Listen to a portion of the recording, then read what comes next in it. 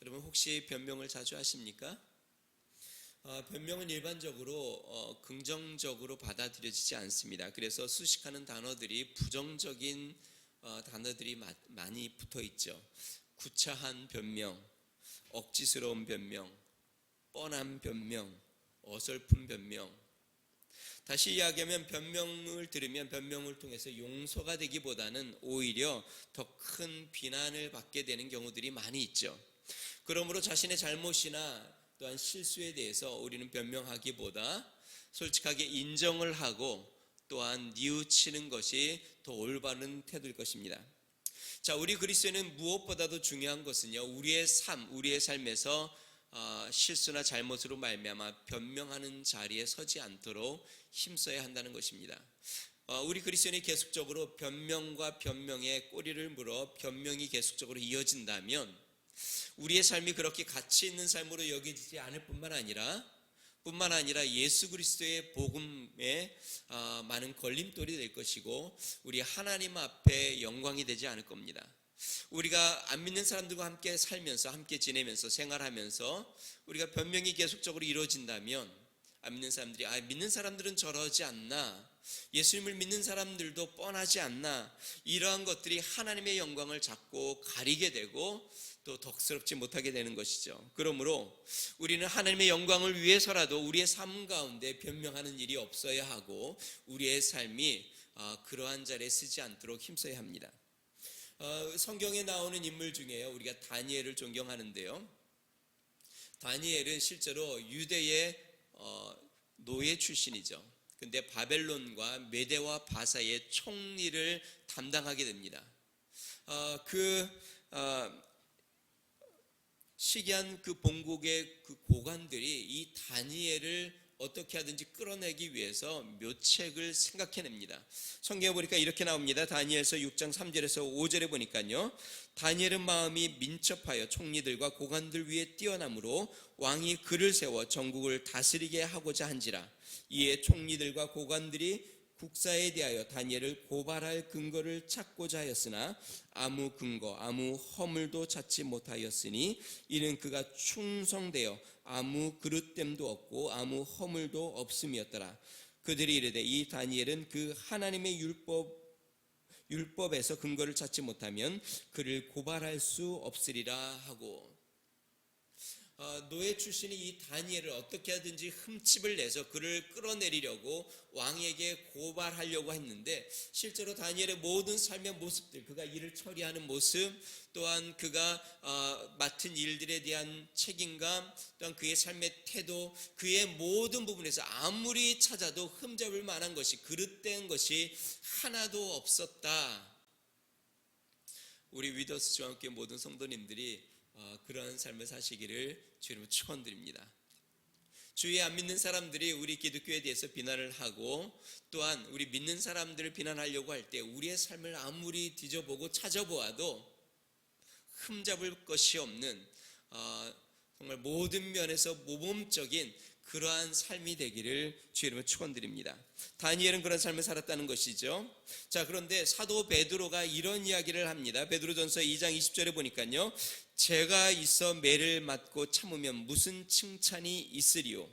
그러나 선을 행함으로 고난을 받고 참으면 이는 하나님 앞에 아름다우니라.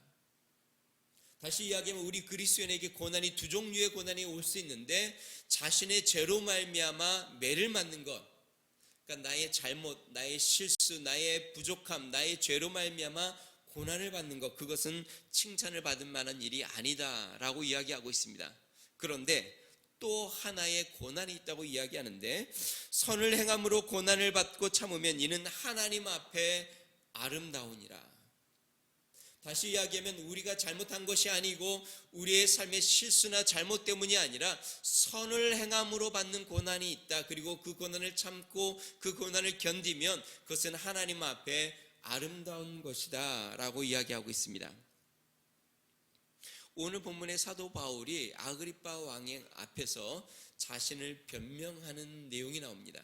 그런데 이 자신을 변명하는 이 사도 바울이 무엇이라고 이야기하냐면, 지금 내가 이렇게 감옥에 갇히고 변명하는 것이 내가 어떤 정치적인 문제를 일으켰거나 아니면 윤리적인 죄를 범하였거나 어떤 내가 나의 삶 가운데 죄를 범하여 이렇게 지금 고난을 당하거나 신문을 받는 것이 아닙니다. 오직 예수 그리스도의 복음으로 말미암아 내가 지금 신문을 당하고 있습니다. 즉 유대 종교 지도자들의 시기로 말미암아 내가 결박을 당하였고 지금 변명을 하고 있습니다 라고 이야기합니다. 우리 6절과 7절 말씀 같이 한번 읽어보겠습니다. 같이 있습니다. 시작. 이제도 여기 서서 신문 받는 것은 하나님이 우리 조상에게 약속하신 것을 바라는 까닭이니 이 약속은 우리 12지파가 밤낮으로 간절히 하나님을 받들어 섬김으로 얻기를 바라는 바인데 아그리빠 왕이요 이 소망으로 말미암아 내가 유대인들에게 고소를 당하는 것이니이다.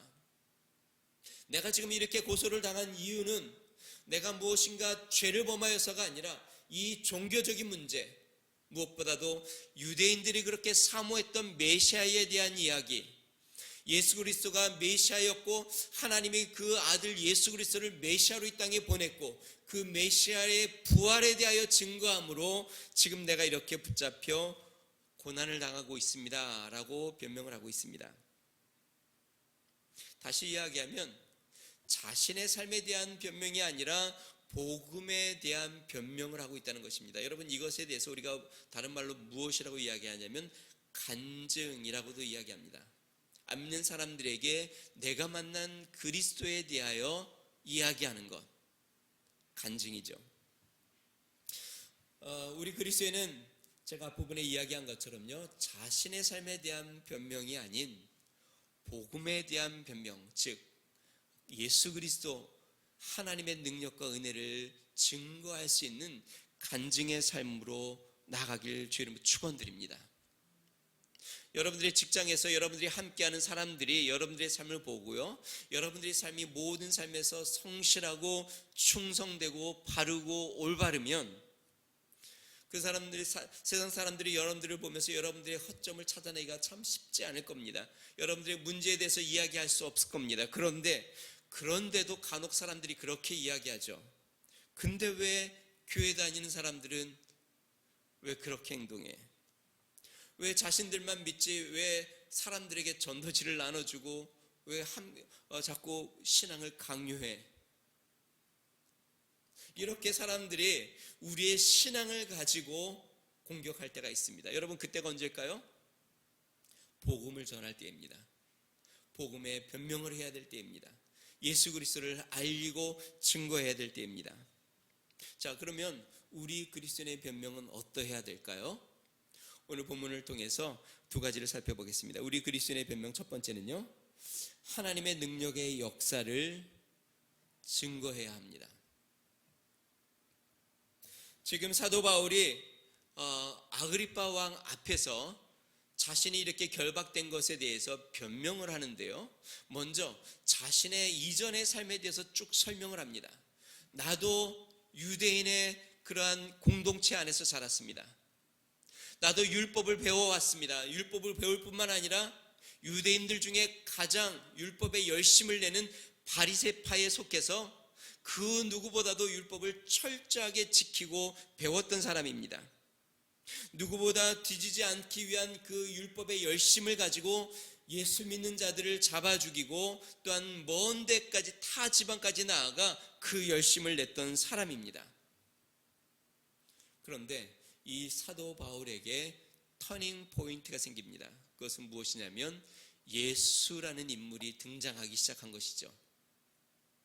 온 유대가 이 메시아를 기다리고 있는데 나사렛에서 목수의 아들로 태어난 예수라는 사람이 그리스도, 즉 하나님의 아들, 온 유대를 구원하고 온 인류를 구원하기 위한 메시아로 오셨다고 선포하기 시작하는 것입니다. 결국 어떻게 됐을까요? 유대인들이 시기하여 예수님을 십자가에 못 박아 죽게 되죠. 자, 이제 끝났는 줄 알았습니다. 그런데 예수님을 추종하던 제자들이 그 예수님이 부활하였다고, 그 예수님이 다시 살아나서 나타나셨다고, 분명 부활하신 이 예수님은 메시아라고 외치고 다니는 겁니다. 그들의 외침이 삽시간에 유대와 예루살렘과 온 사마리아에 가득 차게 되죠. 이 소식을, 이 광경을 보는 이 사도 바울, 그러니까 이전에는 이제 사울이었죠. 사울 마음속에 종교적인 의분이 생겼습니다. 마치 우리가 이단을 보면 마음속에 종교적인 의분이 생기는 것처럼 사울 마음속에 그런 의분이 생겨서 그 믿는 자들을 잡아들이는 데 앞장선 것이죠. 자, 그런데 이 사도 바울이 어떻게 그의 삶이 변화됐을까요? 부활하신 예수님을 만난 것입니다. 자신이 이단이라고 이야기했고 그 예수를 쫓는 자들을 결박하여 그들을 죽이는 데 앞장섰던 사도 바울이 자신이 그렇게 비난했던 그 예수님이 부활하여서 자신을 부르고 자신을 만나 주신 것이죠. 우리 14절과 15절에 사도 바울이 체험한 것을 이야기합니다. 우리 14절 15절 같이 한번 읽어보겠습니다. 같이 있습니다. 시작. 우리가 다 땅에 엎드러짐에 내가 소리를 들으니 히브리 말로 이르되 사울아 사울아 내가 어찌하여 나를 박해하느냐 가시체를 뒷발질하기가 내게 고생이니라. 내가 대답하되 주님 누구시니까? 주께서 이르시되 나는 내가 박해하는 예수라. 분명히 한 지역에서 소란을 피웠던 이단이었는데, 그리고 그가 그의 죄로 말미암아 십자가에 죽임을 당했는데, 하늘로부터 정오의 밝은 빛보다 더 강한 빛이 자신에게 비춰오면서 자신의 눈이 가려지면서 소리가 들리는데, 사울아 사울아 내가 어찌하여 나를 핍박하느냐. 이 사울이 깜짝 놀랐죠. 나는 지금 하나님의 열심을 갖고 하나님의 영광을 위하여 이렇게 힘쓰고 있는데 예수님께서 왜 나를 핍박하느냐. 여러분, 실제로 이 사울이 핍박한 건 성도들과 교회죠. 근데 우리가 전에도 교회에 대해서 보았죠. 교회는 그리스도의 무엇이라고요? 그리스도의 몸입니다. 그러니까 성도들과 교회를 핍박하는 건 그리스도의 몸을 핍박하는 거니까 그리스도를 핍박하는 것이죠. 그래서 주님이 지금 사울에게 그렇게 이야기하는 겁니다. 왜 너가 나를 핍박하느냐? 왜 내 몸, 나의 성도, 내 교회를 핍박하느냐? 여러분, 우리는 참 이렇게 때로는 조심해야 될 때가 있는 것 같아요. 많은 분들이 교회를 핍박하면서 나도 교회를 사랑해서 하는 이야기야 라고 이야기하는 경우들이 많이 있습니다. 교회를 떠나면서 나도 교회를 사랑해서 하는 이야기야 라고 이야기하는 경우들이 많이 있어요. 근데 왜 사도 바울도 그랬던 것 같아요. 사도 바울도 나는 하나님을 사랑하기 때문에 지금 이런 열심을 낸다고 했는데 결국 그는 교회를 핍박하고 있었어요. 하나님의 몸이신 성도들을 고통스럽게 하고 있었어요. 그래서 주님께서 왜 나를 핍박하느냐. 깜짝 놀란 사울이 물어보죠. 누구십니까? 그 음성이 뭐라고 이야기해요? 너가 핍박하는 예수다.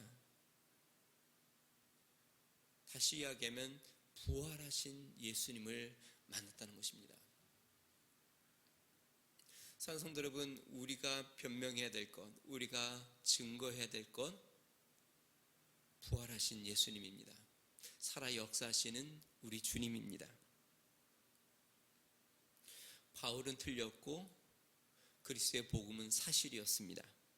전능하신 하나님이 나사렛 총구석에 예수를 메시아로 보냈고 그를 죽음에서 부활케 하여 온 인류의 구원의 부활의 첫 열매로 삼아 주셨음을 사도 바울은 깨닫게 된 것이죠. 그래서 아그리파 왕에게 이렇게 이야기합니다. 우리 8절 말씀 같이 한번 읽어보겠습니다. 8절입니다. 같이 있습니다. 시작.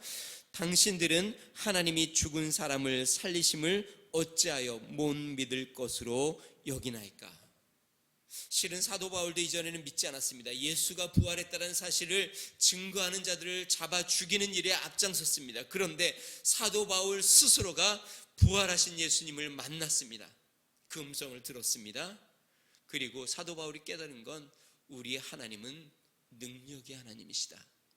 죽은 자도 살리시는 하나님이시다. 구원의 하나님이시다. 사랑하는 성도 여러분, 우리의 하나님은 능력의 하나님이심을 믿으시기 바랍니다.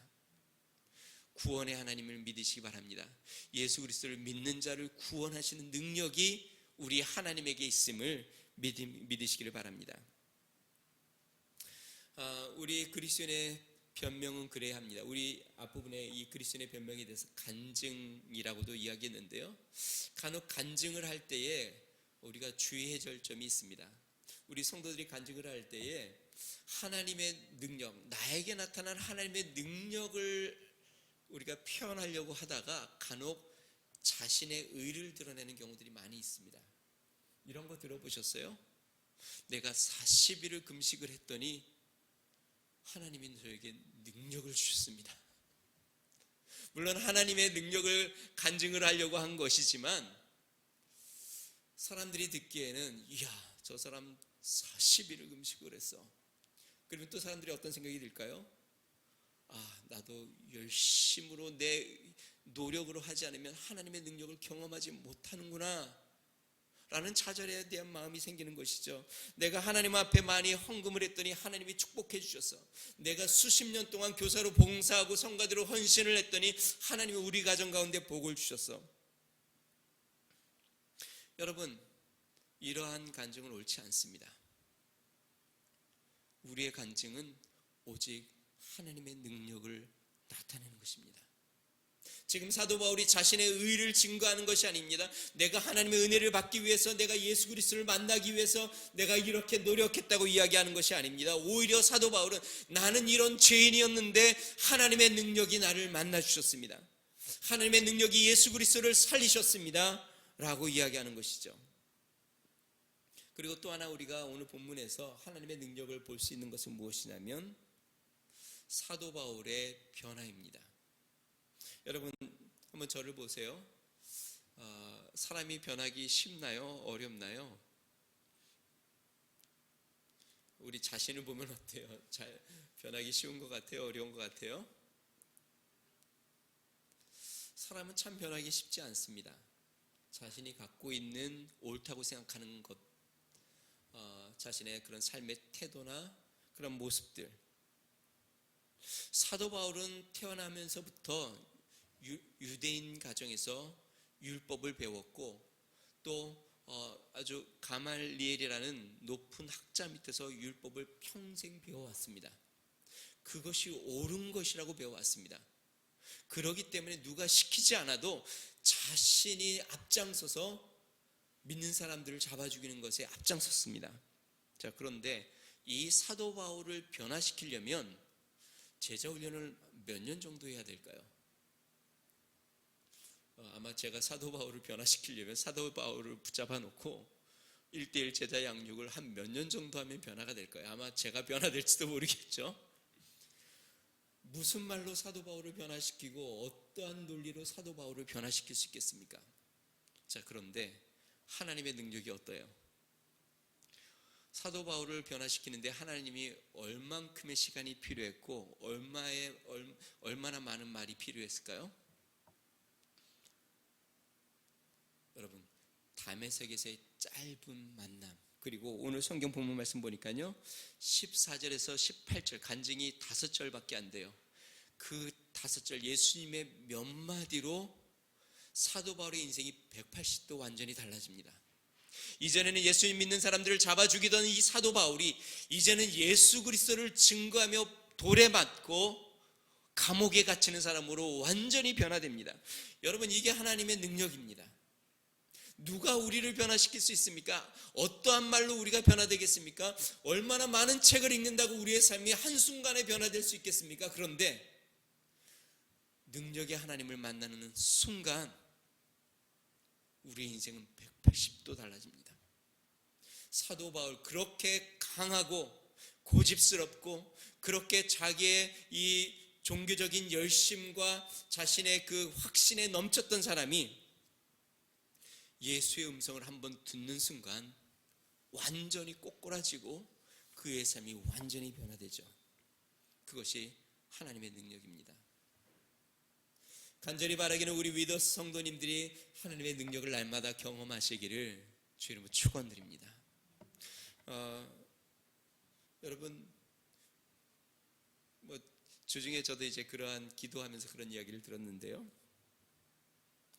하나님이 하시면 우리 삶의 모든 환경 단 한순간에 다 바꾸실 수 있습니다. 하나님의 역사하면 우리의 질병 한순간에 다 없애실 수 있습니다. 하나님이 원하시면 막혔던 길이 한순간에 다 열려질 수도 있습니다. 하나님이 하시면 불가능한 것이 아무것도 없죠. 하나님의 능력이 우리의 삶 가운데 나타나기만 한다면 우리의 삶은 순간 모든 것이 아무리 우리가 오랫동안 힘쓰고 노력하고 했던 것이 안 됐던 것도 하나님의 능력이 나타나면 변화가 일어나는 것이죠. 여러분, 우리가 구원받은 것을 한번 생각해 보세요. 죽을 수밖에 없던 우리 죄인이 예수 그리스도를 믿음으로 구원을 받은 것, 그것은 우리의 힘이나 노력으로 된 것이 아닙니다. 죄와 사망에서 건져 생명으로 옮겨주신 하나님의 능력으로 우리를 구원해 주신 것이죠. 여러분, 우리의 변명은 어떠해야 할까요? 이 하나님의 능력을 전하는 것입니다.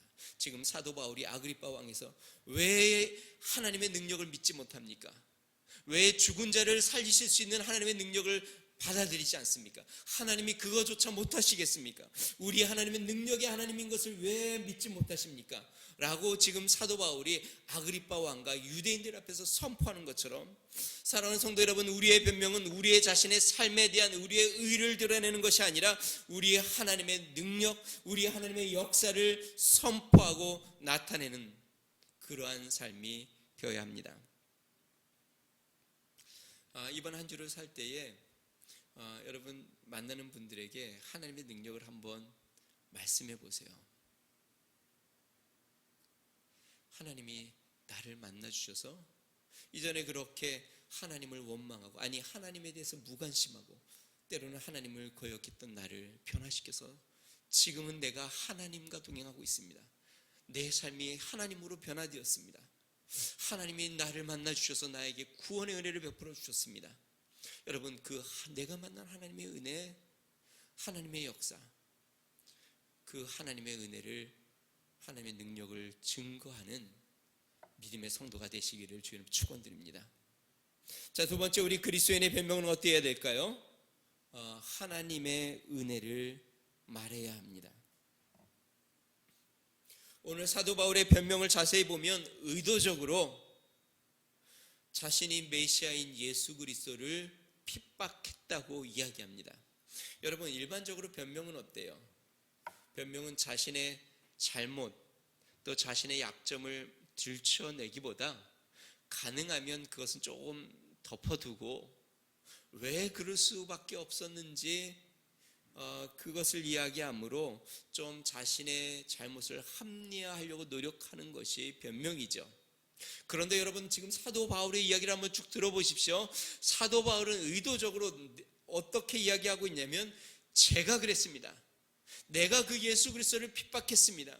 내가 예수 믿는 사람들을 잡아 죽이고 있었습니다. 내가 오히려 멀리 지방까지 다니면서 그렇게 흉악하게 죄를 범하고 있었습니다. 라고 오히려 자신의 하나님 앞에서의 죄와 잘못을 자꾸 파헤치고 드러내고 있습니다. 왜 사도 바울이 하나님 앞에서 자신의 죄를 이렇게 진솔하게 고백하고 있을까요? 그 이유는 하나님의 은혜를 말하기 위해서입니다. 나 같은 자를 구원해 주신 그 하나님의 은혜, 자신을 핍박한 나를 받아주신 예수 그리스도의 은혜,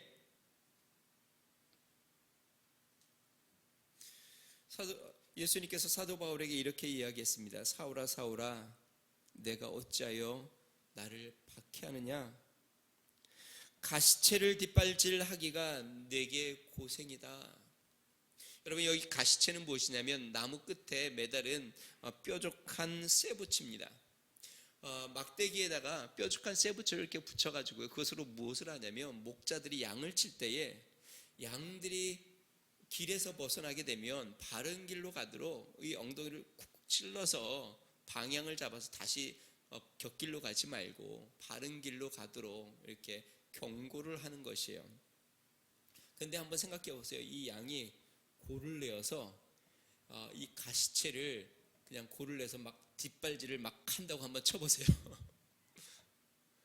누가 손해일까요? 목자가 힘들까요? 양이 힘들까요? 양이 힘들겠죠. 발에 더 큰 상처가 나고 삶이 괴롭죠. 여러분, 우리가 기억해야 될 것, 때로 우리 마음에 이렇게 뭔가 하나님의 뜻에 우리 마음을 대립각을 이렇게 세워서 마음이 불편해지기 시작하면, 그러면 내 삶이 굉장히 힘들어집니다.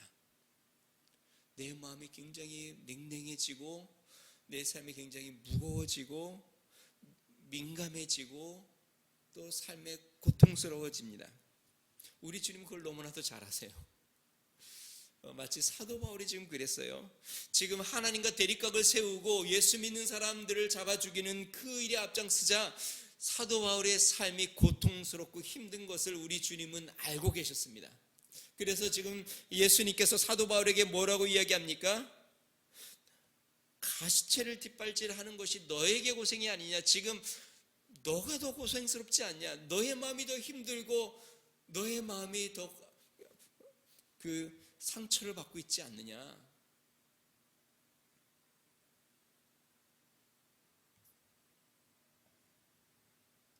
여러분, 예수 그리스도의 복음은 핍박이 오면 교회는 더 기도하고 또 복음이 더 널리 증거되고 사도들은 이로 말미암아 목숨을 걸고 전도를 합니다. 그러므로 교회가 이것으로 말미암아 어떤 상처를 받았다기보다는 핍박으로 말미암아 교회는 더 강인해졌습니다. 결국 사도 바울만 점점 고통 가운데 상처와 아픔, 고독과 냉랭함, 독선과 어리석음 깊이 빠져들어가고 있었죠.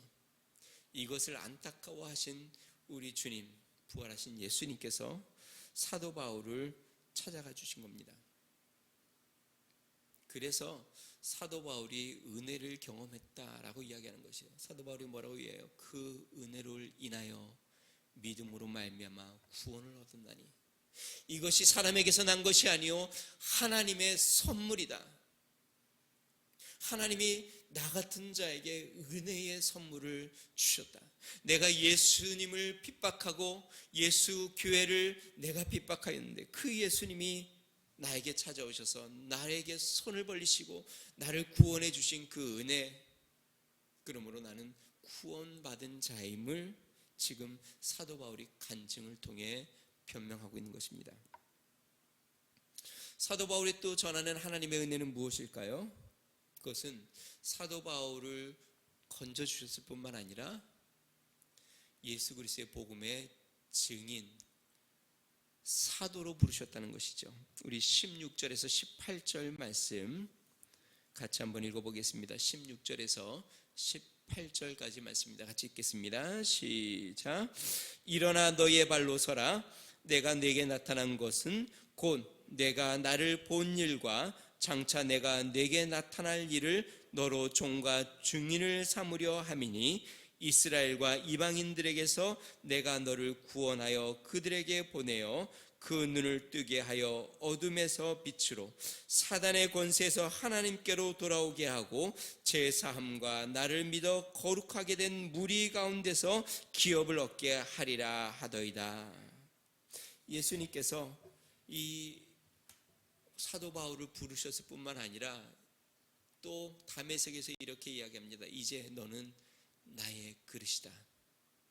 내가 너로 이제 유대인들 뿐만 아니라 이방인들에게 나를 증거하는 사도로 택하였다. 여러분, 이 얼마나 이해할 수 없는 은혜입니까? 만약에 사도 바울이 예수님에 대한 호기심을 갖고 예수님을 알아가려고 했던 사람이라면 충분히 이해가 됩니다.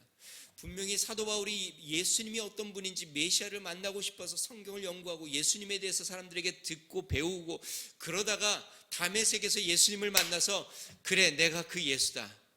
그리고 너는 이제 내가 내 사도로 사용하겠다 라고 이야기하면 충분히 이해할 만하죠. 그런데 사도 바울은 어떤 사람이었습니까? 그 예수를 핍박하던 사람이었습니다. 그 예수 믿는 자들을 잡아 죽이는데 앞장섰던 사람입니다. 여러분, 스데반을 죽일 때 사도 바울이 그때 사울이었죠. 스데반을 죽이는 일에 찬성표를 던져서 죽이게 되죠. 그때 성경에 보니까 뭐라고 나와요? 스데반이 돌에 맞아 죽는 순간 그가 하늘을 우러러보니까 하늘 보좌가 보이는데 하나님의 보좌가 보이고 그 우편에 예수님이 서 계신 것이 보인다라고 스데반이 이야기했습니다. 그게 무슨 말이에요? 보통 성경에 보면 예수님이 하나님 보좌 우편에 앉아 계시다고 그러는데 예수님이 서 계신다는 게 무슨 말이에요?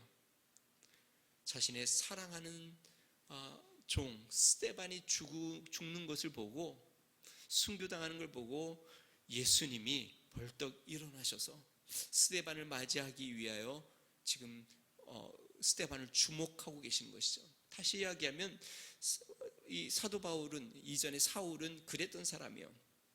하나님의 종과 일꾼을 그렇게 죽이는데 앞장섰던 사람이에요. 그런데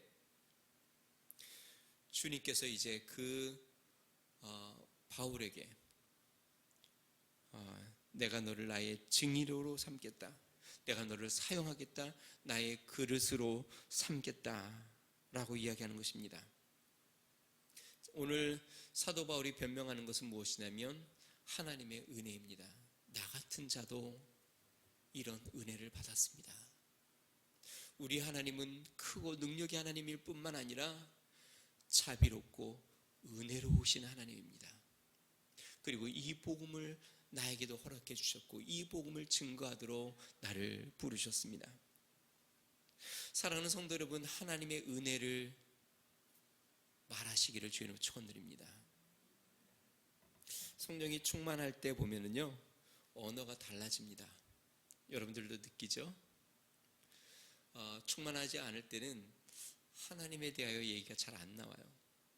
근데 하나님의 은혜를 경험하고 성령이 충만할 때는 무엇인가 이야기하면 다 그렇게 이야기합니다. 뭐라고 이야기할까요? 하나님의 은혜입니다. 요즘 어떻게 삶이 어떠세요? 좀 이렇게 평안하게 잘 지내십니까? 하나님의 은혜로 살고 있습니다. 오늘 혈색이 참 좋아 보입니다. 어떻게 많이 건강해지셨어요? 하나님의 은혜로 셈을 얻고 있습니다. 혹시 어려운데 어떻게 사업은 잘 진행하고 계십니까? 하나님의 은혜로 하나님이 지켜주고 계십니다. 여러분, 우리의 삶 가운데 하나님의 역사를 경험하고 하나님의 체험할수록 우리의 입에서는 하나님의 은혜를 자꾸 고백하게 되어 있습니다. 그런데 우리의 신앙이 메마르면 이런 말이 잘 안 나와요. 힘들어요. 어려워요. 마지못해 지금 견디고 있어요. 너무 복잡해요. 사랑하는 성도 여러분, 우리는 하나님의 은혜를 말해야 합니다. 주의 은혜로 내가 이렇게 살고 있습니다. 주님의 은혜가 날마다 나와 함께하고 있습니다. 주의 은혜가 나를 붙잡고 계십니다. 오늘 사도 바울의 변명이 그렇게 하고 있습니다. 하나님의 놀라우신 능력, 자신을 만나주고 자신을 변화시켜 주신 하나님의 능력, 그리고 정말 자신을 사랑하여 구원하고 사명을 맡기신 하나님의 은혜, 그 은혜를 날마다 입으로 간증하고 있습니다. 그리스도인의 변명 이렇게 해야 합니다. 사랑하는 성도 여러분, 이번 한 주 우리 사람들을 만날 때마다 이렇게 하나님의 능력과 은혜를 말하는 축복의 역사가 있으시기를 주님으로 축원드립니다.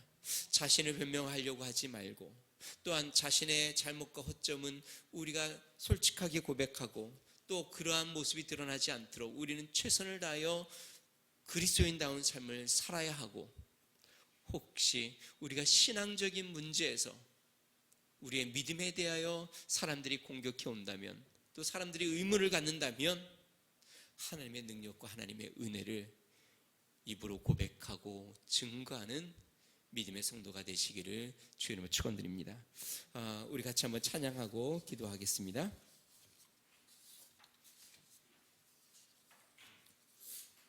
주 찬양합니다. 내 마음을 다해. 우리 주님이 행하신 놀라우신 일들을 세상에 전하는 그리스도의 복음을 나타내는 믿음의 삶이 되게 해달라는 마음으로 우리 가슴에 손을 얹고 우리 같이 찬양하겠습니다. 주 찬양합니다.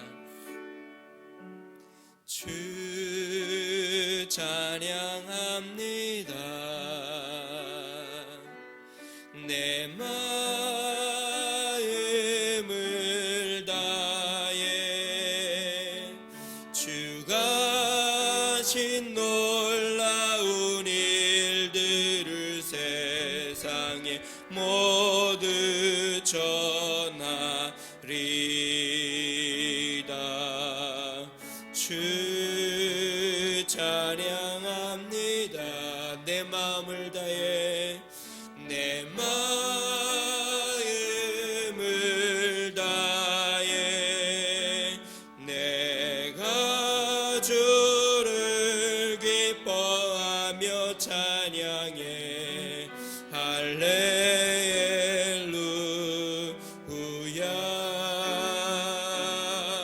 지극히 높으신 이름 찬양해 할렐루야. 우리 한 번 더 찬양합니다. 주 찬양합니다. 주 찬양합니다. 내 마음을 다해 내 마음을 다해 주가 하신 놀라운 일들을 세상에 모두 전하리다. 주 찬양합니다. 내 마음을 다해 내 마음을 다해 내가 주를 기뻐하며 찬양해 할렐루야.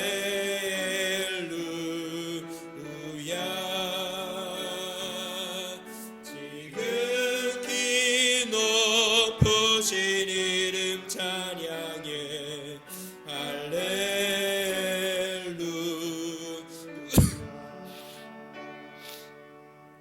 우리 같이 한번 기도하겠습니다. 사랑하는 우리 성도 여러분, 우리 하나님은 능력의 하나님이십니다. 우리의 삶 가운데 역사하시는 우리 하나님이십니다. 권능과 능력으로 충만케 하시는 분이십니다. 우리에게 은혜를 베푸시는 분이십니다. 이번 한 주도 하나님의 능력을 경험하고 하나님의 능력을 붙잡고 하나님의 은혜 가운데 날마다 살아가는 한 주가 되게 해달라고 우리 입으로 날마다 고백할 때 하나님은 능력의 하나님이십니다. 하나님 나에게 은혜를 베푸십니다. 나는 주의 은혜로 살아갑니다 라고 날마다 고백하며 나아가는 삶이 되게 해달라고 우리 같이 한번 기도하겠습니다. 좋으신 하나님 아버지 감사합니다. 하나님 아버지 주님, 사도 바울의 변명, 사도 바울은 자신의 의를 증거하지 아니하고 하나님 자신의 잘남을 나타내지 아니하고 자신의 죄악을 하나님 드러내며 우리 하나님은 능력의 하나님이시고 우리 하나님의 은혜는 크고 위대하심을 고백하였습니다. 능하신 하나님 아버지, 우리의 삶 가운데 하나님의 능력을 고백하게 하여 주시고 하나님의 은혜를 선포하게 하여 주시옵소서. 우리 하나님은 크고 놀라우신 분이라고 날마다 고백하게 하여 주시옵소서. 하나님은 우리의 삶 가운데 역사하시는 분임을 날마다 고백하게 하여 주시옵소서. 우리는 하나님의 은혜로 살고 하나님의 은혜 가운데 숨쉬고 하나님의 은혜가 나와 함께함을 날마다 입으로 고백하도록 우리 하나님 역사하여 주시옵소서. 그 하나님의 은혜와 능력을 붙잡게 하여 주시고 그 하나님의 능력과 은혜를 날마다 고백하며 나아가는 하나님 이번 한 주의 삶이 되도록 성령이여 역사하여 주시고 인도하여 주시옵소서. 우리 하나님의 놀라신 은혜를 찬양합니다. 하나님의 도우심을 바라봅니다. 우리 하나님과 동행하며 나아가오니 주여 축복하여 주시고 영광 가운데로 함께하여 주시옵소서. 주님 감사합니다. 우리 하나님 찬양합니다. 좋으신 하나님 아버지 감사합니다. 우리 하나님은 능력의 하나님이십니다. 하나님 능치 못함이 없으신 우리 주님입니다. 그 능력의 하나님이 우리의 삶 가운데 날마다 역사하여 주시고 우리의 삶을 주관하여 주시고 인도하고 계심을 믿습니다.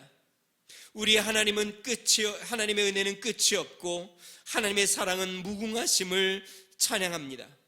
우리가 날마다 그 은혜 가운데 살고 그 은혜로 구원을 받을 뿐만 아니라 그 은혜 가운데 숨쉬고 그 은혜로 나아갑니다. 능하신 하나님 아버지, 이번 한 주 하나님의 능력으로 다시 한번 충만하게 하여 주시고 하나님의 은혜를 붙잡고 하나님 은혜 가운데 살도록 하나님 우리와 동행하여 주시옵소서. 하나님, 우리의 입에서 날마다 하나님의 그 놀라우신 능력과 은혜를 고백하고 사람들에게 말하며 하나님 증거하는 삶이 되도록 주여 도와주시옵소서. 하나님의 능력을 선포하고 주의 은혜를 자랑하는 믿음의 삶 되도록 주여 이번 한 주도 우리와 함께하여 주시옵소서. 이제는 우리 주 예수 그리스도의 은혜와 하나님 아버지 무한하신 사랑과 성령님의 감동 감화 내주 충만케 하시는 종이 하나님의 놀라우신 능력과 은혜를 나의 입으로 고백하고 날마다 선포하며 나아가기로 결심하는 믿음의 성도, 가정과 교회와 나라와 민족 위에 이제로부터 영원토록 함께 하시기를 간절히 축원하옵나이다. 아멘.